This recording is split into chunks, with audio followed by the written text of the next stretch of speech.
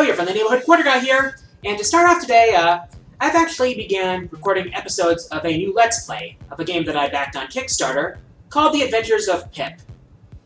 It's basically a game where you shift between single pixel and 8-bit and 16-bit forms, and so far from what I played of it, it's pretty fun.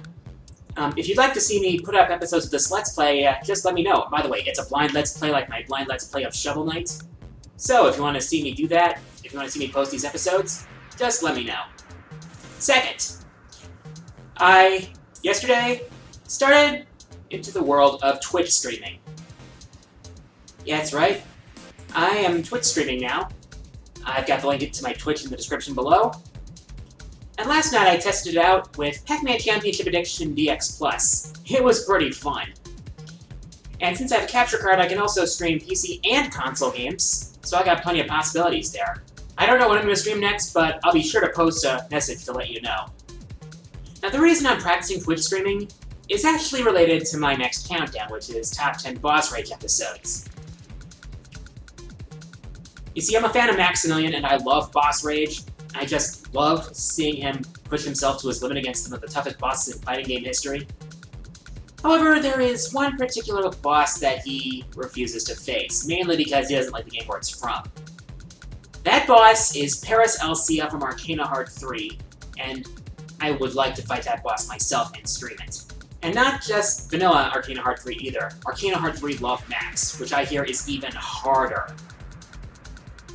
Yeah, I think I'm crazy, but at least I'm crazy. At least I'm sane enough to know that this is going to be a tough thing. Oh boy. Actually, this leads to my question of the week. Are there any bosses you would like to see Max face in Boss Rage? Just like last week, let me know your answers in the comments and I'll post my favorite responses. Here are last week's winners.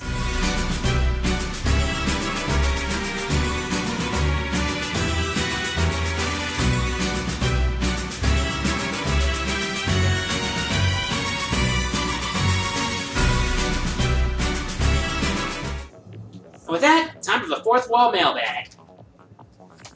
Remember, if you want to send me a question for the Fourth Wall Mailbag, just go to my channel, click the About tab, click the Send Message button, and then send me your questions. And I'll show you my favorite ones on the next episode.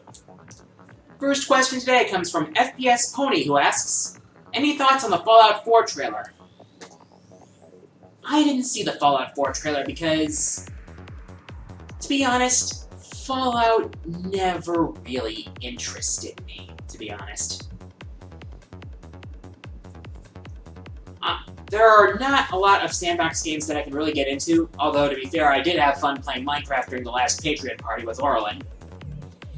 And it's a game I'll probably be revisiting many times in the near future.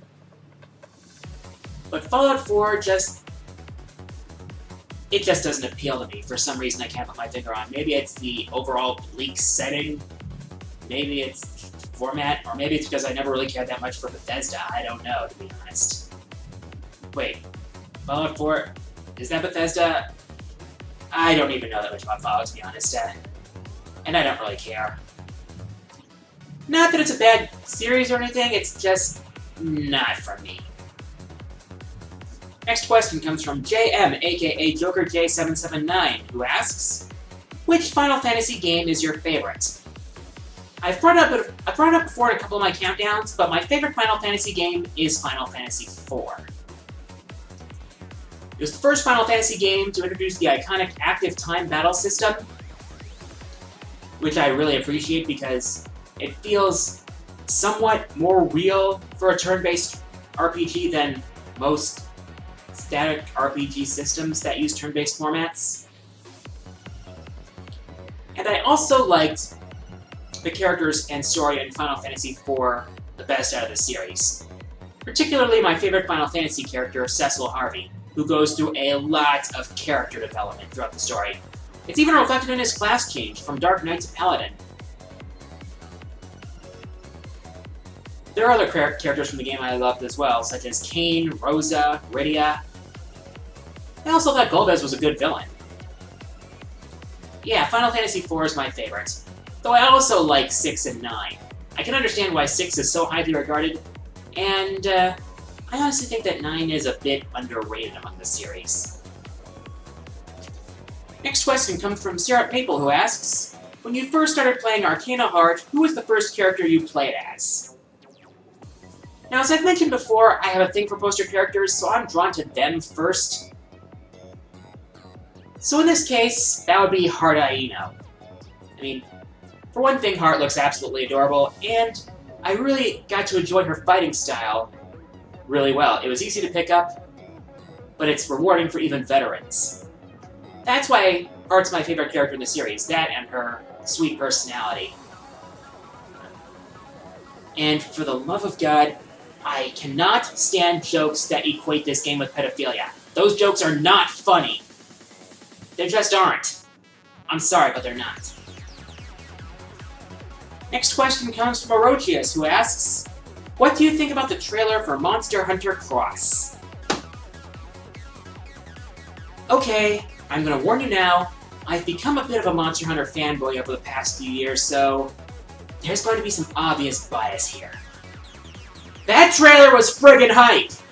I mean, we got new monsters, classic monsters that weren't in 4 Ultimate, and it looks like it's going to be like taking the best parts of the series and putting it in one game.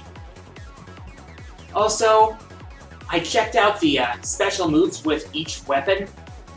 Well, the moves that were demonstrated in the trailer, but they look flashy as all hell, and I am excited to be able to use them. Oh boy, And apparently it's coming out in Japan near the end of this year. I really hope it comes to the US, and I really think it will, because Monster Hunter has become a lot more popular in the US lately, thanks to 3 and 4. This is gonna... It's like... Yeah, Monster Hunter Cross looks like it's gonna be amazing. Final question comes from Sako Kirakosian, who asks, don't you know who I am? Well, not really, but maybe if you'll hum a few bars, I can pick it up.